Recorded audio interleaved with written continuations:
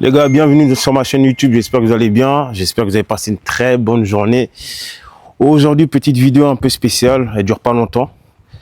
Et moi, je vais essayer d'être rapide, voilà. Et donc, les gars, abonnez-vous, likez, partagez, commentez, c'est le plus important. Je vous fais écouter la vidéo et je reviens. De voir des victimes. J'en ai marre de voir des enfants qui viennent me voir parce que leur père, leur oncle, leur cousin les a touchés. J'en ai marre de voir des filles qui sont dans des réseaux de prostitution à l'âge de 11 ans qui viennent me voir parce qu'elles font 20 passes par jour avec des clients qui ont 50, 60 ans de moyenne d'âge. J'en ai marre de voir des mamans qui se retrouvent démunies parce que la justice est lente, parce que le système est lent. Pourquoi la pédocriminalité en France n'est pas un sujet qui fait consensus chez les politiques? Pourquoi les politiques ne parlent jamais de ce sujet? On nous parle d'immigration, c'est la faute des Noirs et des Arabes. On nous parle du pouvoir d'achat, du pouvoir d'achat, pardon. Ça, il faut le faire. On nous parle de tout un tas de problèmes et tous ces politiques qui nous parlent, oui, nous aimons la jeunesse française, oui, nous voulons protéger nos enfants. Personne ne parle de la pédocriminalité. Pourquoi? Pourquoi? Et moi, je me pose la question, pourquoi on n'en parle pas? C'est qu'il y a des complicités. Au bout d'un moment, il faut le dire. Et c'est pas être complotiste de le dire. On a fait une émission déjà avec Barbara, on a parlé de ce sujet. J'en ai marre de voir des victimes. J'espère que vous avez bien écouté la vidéo, du coup. Alors, du coup, il est un peu révolté, ce monsieur dans la vidéo, il est un peu révolté par rapport à l'hôpital de Montreuil, par rapport aux abus sexuels qu'il y a eu dans cet hôpital-là, fait par une infirmière qui sortait avec un gars. Ok? Et le gars, de ce qu'on sait par rapport à l'histoire maintenant, le gars est incarcéré pour l'instant. La meuf, on ne sait pas encore.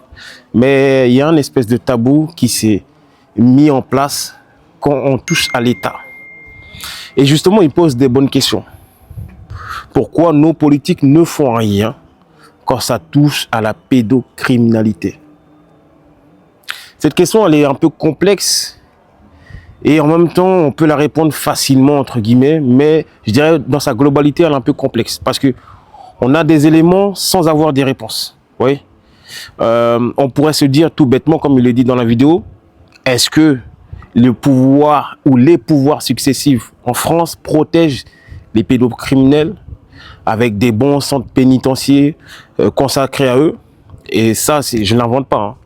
Vous le verrez, il y a des documentaires dessus. Est-ce qu'ils sont protégés en général?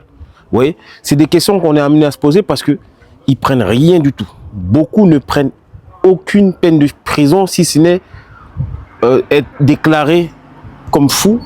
Et ce n'est pas la première fois. Vous voyez, cette histoire-là concerne l'hôpital de Montreuil, mais ça peut être partout. À chaque fois, une affaire de pédocriminel, ça ne va jamais loin, ok? Sauf peut-être cas où il y a tuerie derrière, où il y a disparition de l'enfant, etc. Mais qu'est-ce qu'il faut faire à chaque fois? C'est ça qu'on est amené à se poser et c'est ça que ce monsieur demande. Et en parler ou ne pas en parler, c'est comme si on était complice, effectivement, comme il le dit. Ou les parents doivent aller, quelle démarche doivent-ils faire pour être pris au sérieux dans ce truc-là, dans ce tourbillon-là.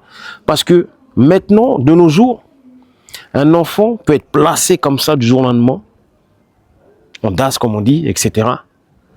Parce qu'il a reçu une éducation un peu stricte. Alors oui, je veux bien qu'il y ait eu des abus dedans. Moi, je le sais. On le sait tous maintenant. Il y a eu des abus dans la maltraitance. Dans l'éducation stricte, il y a eu des abus. Mais est-ce qu'on doit tous élever nos enfants à la Montessori, les laisser faire ce qu'ils veulent, les faire placer, et puis quand l'État est défaillant, c'est-à-dire en les plaçant, on ne doit pas accuser l'État. On ne doit pas en remettre en cause l'éducation faite par l'État. C'est tout ça qu'on se demande. Et il faut que les lois changent. Les lois sont là depuis, ne sont pas modifiées pour les pédocriminels. Donc, messieurs les politiques, changez ça s'il vous plaît. Donc je vous dis abonnez-vous, likez, partagez, on s'attrape.